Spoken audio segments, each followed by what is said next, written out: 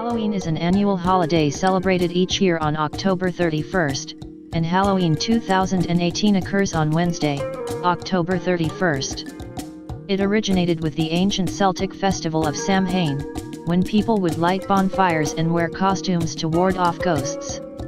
In the 8th century, Pope Gregory III designated November 1st as a time to honor All Saints. Soon, All Saints' Day incorporated some of the traditions of Samhain. The evening before was known as All Hallows Eve, and later Halloween. Over time, Halloween evolved into a day of activities like trick-or-treating, carving jack-o'-lanterns, festive gatherings, donning costumes and eating sweet treats. Ancient origins of Halloween. Halloween's origins date back to the ancient Celtic festival of Samhain, pronounced Samhain. The Celts, who lived 2,000 years ago in the area that is now Ireland, the United Kingdom and northern France, celebrated their new year on November 1st. This day marked the end of summer and the harvest and the beginning of the dark, cold winter, a time of year that was often associated with human death. Celts believed that on the night before the new year, the boundary between the worlds of the living and the dead became blurred. On the night of October 31st they celebrated Samhain, when it was believed that the ghosts of the dead returned to Earth. In addition to causing trouble and damaging crops, Celts thought that the presence of the otherworldly spirits made it easier for the Druids, or Celtic priests, to make predictions about the future. For a people entirely dependent on the volatile natural world, these prophecies were an important source of comfort and direction during the long, dark winter. To commemorate the event, Druids built huge sacred bonfires, where the people gathered to burn crops and animals as sacrifices to the Celtic deities. During the celebration, the Celts wore costumes, typically consisting of animal heads and skins, and attempted to tell each other's fortunes.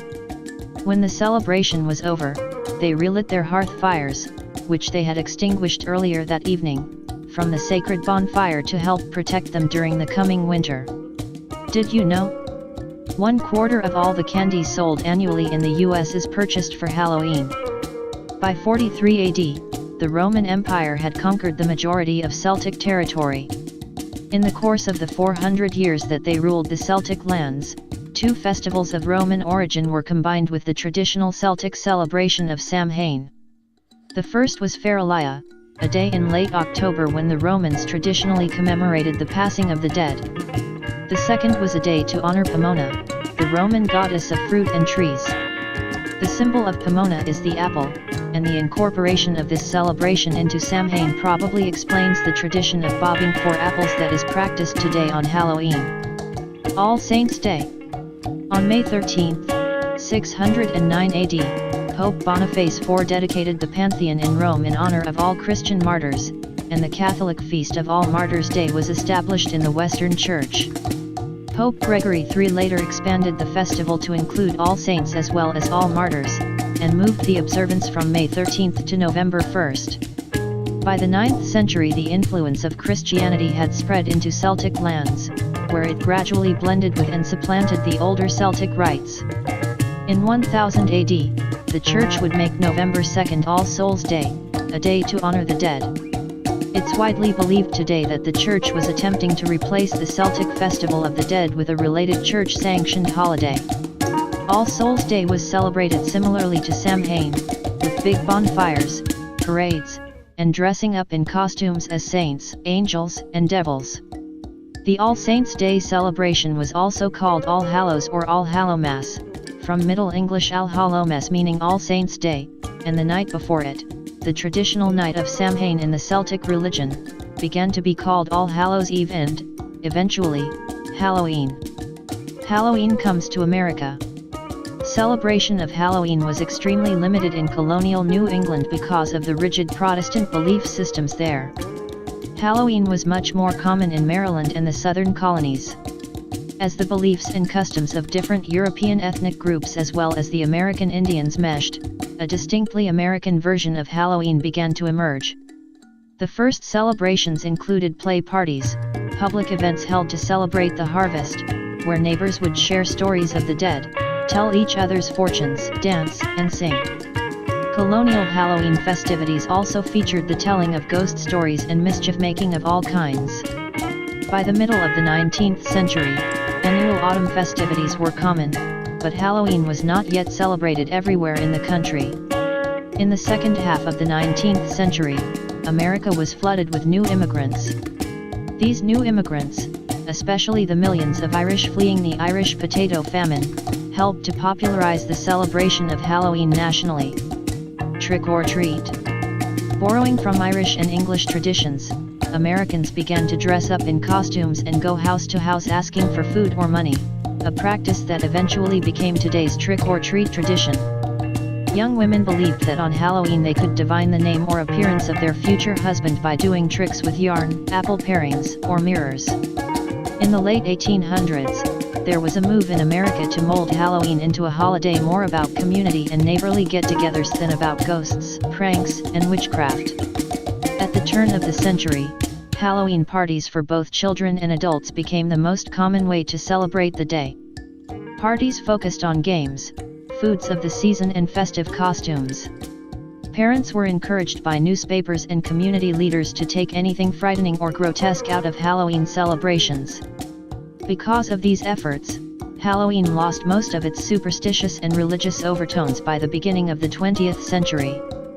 Halloween parties.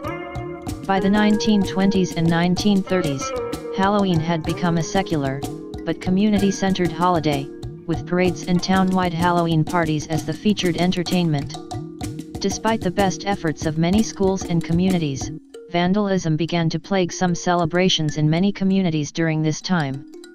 By the 1950s, town leaders had successfully limited vandalism and Halloween had evolved into a holiday directed mainly at the young. Due to the high numbers of young children during the 50s baby boom, parties moved from town civic centers into the classroom or home, where they could be more easily accommodated. Between 1920 and 1950, the centuries-old practice of trick-or-treating was also revived.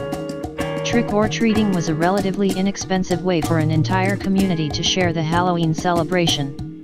In theory, families could also prevent tricks being played on them by providing the neighborhood children with small treats. Thus, a new American tradition was born, and it has continued to grow. Today, Americans spend an estimated $6 billion annually on Halloween, making it the country's second largest commercial holiday after Christmas. Soul cakes. The American Halloween tradition of trick-or-treating probably dates back to the early All Souls' Day parades in England. During the festivities, poor citizens would beg for food and families would give them pastries called soul cakes in return for their promise to pray for the family's dead relatives. The distribution of soul cakes was encouraged by the church as a way to replace the ancient practice of leaving food and wine for roaming spirits. The practice, which was referred to as going a-souling, was eventually taken up by children who would visit the houses in their neighborhood and be given ale, food, and money. The tradition of dressing in costume for Halloween has both European and Celtic roots. Hundreds of years ago, winter was an uncertain and frightening time. Food supplies often ran low and, for the many people afraid of the dark, the short days of winter were full of constant worry. On Halloween, when it was believed that ghosts came back to the earthly world, people thought that they would encounter ghosts if they left their homes. To avoid being recognized by these ghosts, people would wear masks when they left their homes after dark so that the ghosts would mistake them for fellow spirits. On Halloween, to keep ghosts away from their houses, people would place bowls of food outside their homes to appease the ghosts and prevent them from attempting to enter. Black cats. Halloween has always been a holiday filled with mystery, magic, and superstition. It began as a Celtic end-of-summer festival during which people felt especially close to deceased relatives and friends. For these friendly spirits, they set places at the dinner table, left treats on doorsteps and along the side of the road and lit candles to help loved ones find their way back to the spirit world. Today's Halloween ghosts are often depicted as more fearsome and malevolent, and our customs and superstitions are scarier too. We avoid crossing paths with black cats, afraid that they might bring us bad luck. This idea has its roots in the Middle Ages, when many people believed that witches avoided detection by turning themselves into black cats. We try not to walk under ladders for the same reason. This superstition may have come from the ancient Egyptians, who believed that triangles were sacred. It also may have something to do with the fact that walking under a leaning ladder tends to be fairly unsafe. And around Halloween, especially, we try to avoid breaking mirrors, stepping on cracks in the road or spilling salt. Halloween matchmaking.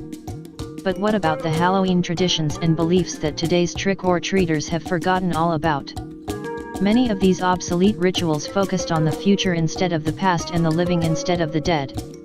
In particular, many had to do with helping young women identify their future husbands and reassuring them that they would someday, with luck, by next Halloween be married.